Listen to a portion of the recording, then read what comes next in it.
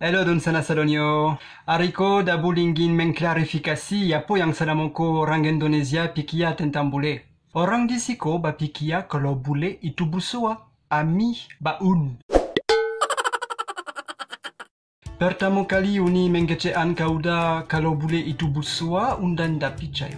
Waktu itu udah masih da picayo karena udah yang caliak di Prancis kami bule ko rajin mandi, pakai parfum, harum.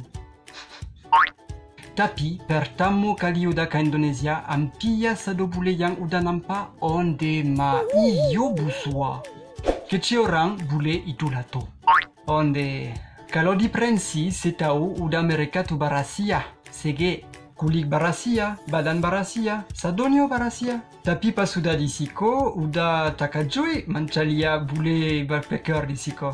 Rambut panjang kusui, dapat sike-sike. Jenggot jo sunggui panjang pulo, dapat cukua. Kulit lah masia. Aduh. Malu udah mencalia orang kampung udah mode itu. Udah sajo yang bule takajui mencaliaknya. Baju bule backpacker tu dah pernah sege. Pakai Sarawak pendek, baju KTB, nampak bulu katia. Dah tu baju kamua pulo. Tarompa Jepang lah 80. Onde iyo antara apa yang kadisabui.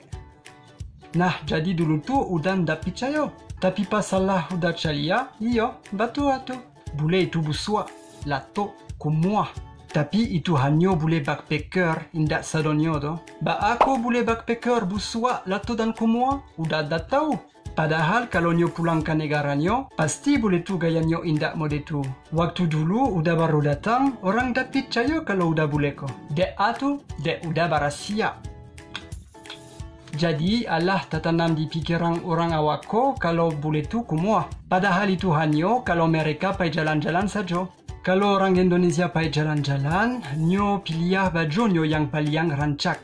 Tapi kalau orang bule pergi jalan-jalan, nyo pilih baju nyo yang paling beruak. Baatu, antalah. Nanjale walaupun udah bule. Yakinlah udah da busua do, udah barasiah dan rapi. Tanyolah kau ni kalau ndak percaya. Jadi kesimpulannya indak sado bule itu busua dan lato ya. Cuma bule-bule yang backpacker saja.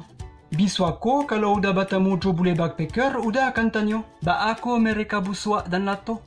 Sampai jumpa.